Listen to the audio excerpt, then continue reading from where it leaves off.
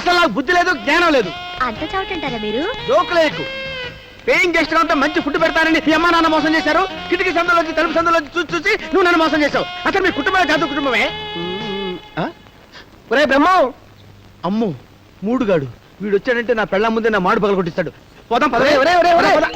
ఏమిట్రా మొహం చాటేస్తున్నావు? నేనంటే భయమా? అబ్బే నువ్వంటే నాకు భయం ఎందుకురా, సంతోషం. సరే పద, అలా వెళ్ళి ఐస్ క్రీమ్ తిందాం. నేను తిన్ను, నువ్వు అక్కడికి వెళ్తే పిచ్చి మూడ్లో ఏదో మాట్లాడేస్తావు. వాళ్ళు నా వీపు 12 ముక్కలు చేస్తారు. చచ్చా, ఎప్పుడు అలా మూడులోకి పోనరా. నేను రాను బాబోయ్, నేను రానంటాను కదా. పోనీ మీరు మాట్లాడుతూ ఉండండి అన్నయ్య గారు, నేను వెళ్ళి ఐస్ క్రీమ్ పట్టుకొస్తా. ఆ పని చేయమ్మా, వెళ్ళరా పో.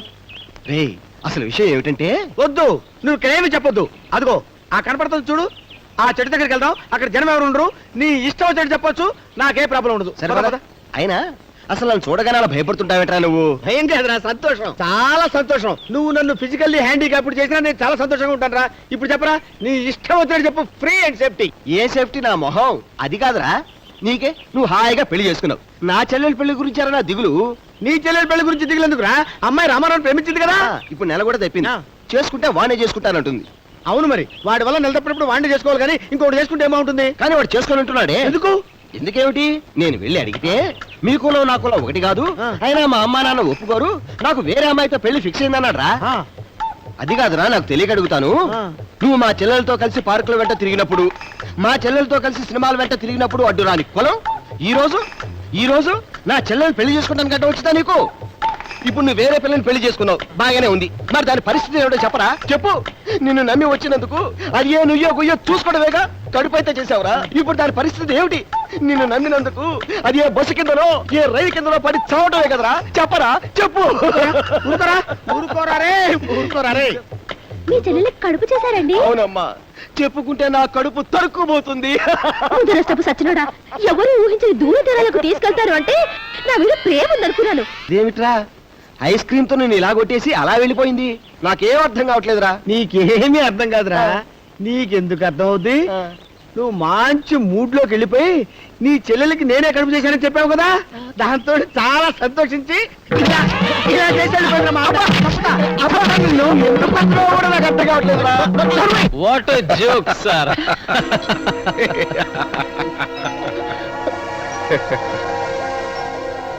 హలో మా.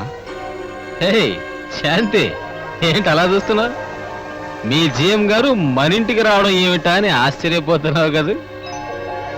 Is great, so great, great greater. ఎంత ఆలస్యం ఏంటి? తమ్ముడు చూడ్డానికి అమ్మ వాళ్ళ ఇంటికి వెళ్ళాను. శాంతి, నీ తమ్ముడి ఆరోగ్యం ఇప్పుడు ఎలా ఉందమ్మా? నీ దయ వల్ల శరీరం బాగానే ఉంది, మనసు మాత్రం పూర్తిగా పాడైపోయింది. ఓహో అలాగా. శాంతి, ఈయన కూడా ఇక్కడే భోజనం చేస్తారు, త్వరగా వంట చేసి ఇద్దరికి వడ్డించే.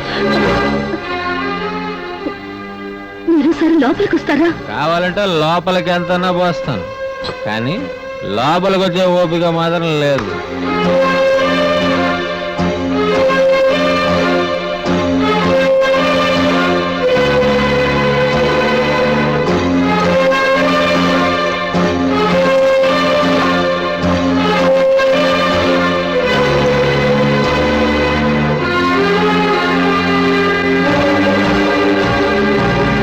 శాస్త్రకారులు స్త్రీని కార్యేషు దాసి కరణేషు మంత్రి భోజ్యేషు మాత శయనేషు రంభ. నీ భార్యని చూస్తుంటే ఆ శ్లోక గుర్తొచ్చింది. You are a very very lucky man. అవును సార్, నేను చాలా లక్కీ. మంచి వైఫ్, గ్రేట్ జిమ్. నా నిద్ర వస్తుంది సార్, నేను వెళ్తాను. Good night. Good night. Good night sir. Take care. ఇంట్లోకి రాగలిగిన వాడిని బెడ్రూమ్ లోకి రావడానికి ఎంతో టైం పట్టదు. ఇంకా ఉంది. లిక్కర్ తాగడానికి నా దగ్గర స్పెషల్ పర్మిట్ ఉంది. పూర్ ఫెలో, నీ మొగుడు దగ్గర అది లేదు. ఇప్పుడు నేను తలుచుకుంటే ఎక్సైజ్ డిపార్ట్మెంట్ రే, నీ మొగుడు అరెస్ట్ అంతుంది. కానీ నేను ఆ పని చెయ్యను. ఎందుకో నీకు తెలుసు, నాకు తెలుసు.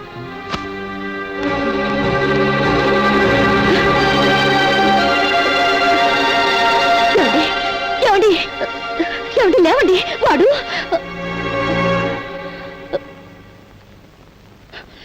ఇంతవరకు వచ్చిన తర్వాత ఇక నువ్వు ఈ విషయం మీ ఆయన దగ్గర దాచకూడదు. ఏదో ఒక రోజున ఆ జీఎం గడి విషయం మీ ఆయనకి చెప్పక తప్పదు. అప్పుడు ఆఫీసులో విషయాలు చెప్పకపోతే పోయావు, వాడు ఇంటికొచ్చి తాగినాడైనా ఎందుకు చెప్పలేదు అంటే నీ దగ్గర సమాధానం ఉండదు. అప్పుడు తప్పు నీదవుతుంది. ఏం జరిగితే అది జరుగుతుంది. పొద్దున్నే ఈ విషయాన్ని మీ ఆయనతో చెప్పే. నేను అదే అనుకుంటున్నా.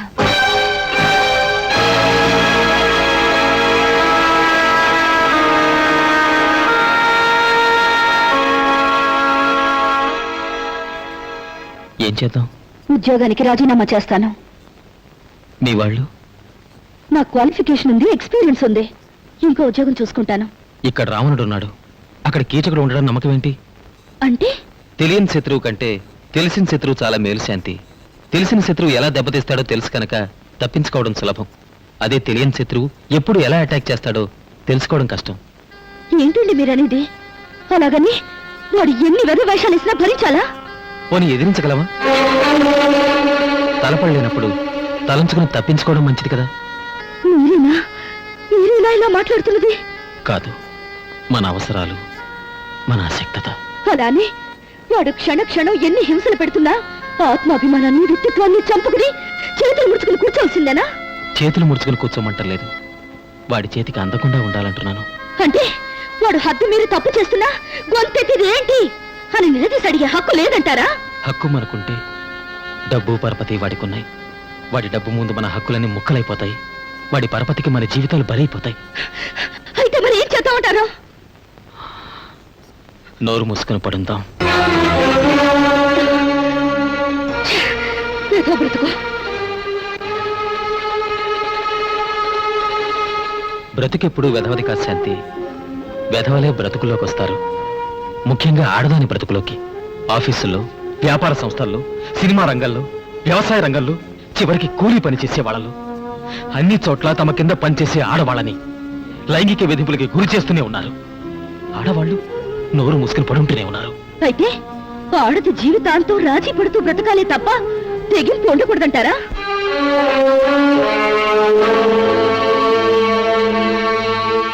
చూడు, తెగించి బయటకు వచ్చిన ఐఏఎస్ ఆఫీసర్ బజాజ్ లాంటి స్త్రీకి హోదా ఉంది, పలుకుబడుంది. 8 ఏళ్ల నుంచి న్యాయం కోసం పోరాడుతోంది. కష్టపడి సంపాదించుకున్న డబ్బంతా కోర్టుకి ధారపోసింది. ఆవిడ పరిస్థితి అలా ఉంటే ఇక మధ్యతరగతి స్త్రీ పరిస్థితి ఏమిటి? మనం పిరికి వాళ్ళం శాంతి. పిరికితనానికి నిజాయితీ అనే బట్టలు తొడికి, మానవత్వం అనే ముసుగు వేసి మంచివాళ్ళం అనిపించుకుంటున్నా పిరికి వాళ్ళం శాంతి.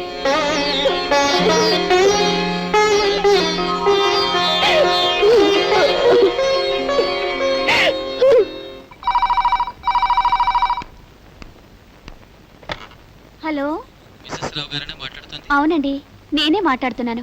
ఎవరు కావాలండి? 1000 రూపాయలు ఇస్తాను, నైట్కి వస్తారా? రాత్రంతా ఉంటే 2000 ఇస్తాను. నోరు మీరా? ఎవరా నువ్వు? ఎవరు డార్లింగ్? ఎవడా నిండి విధవా? 2000 రూపాయలు ఇస్తాను, రాత్రికి వస్తావా అని పిచ్చి పిచ్చిగా మాట్లాడుతున్నాడు.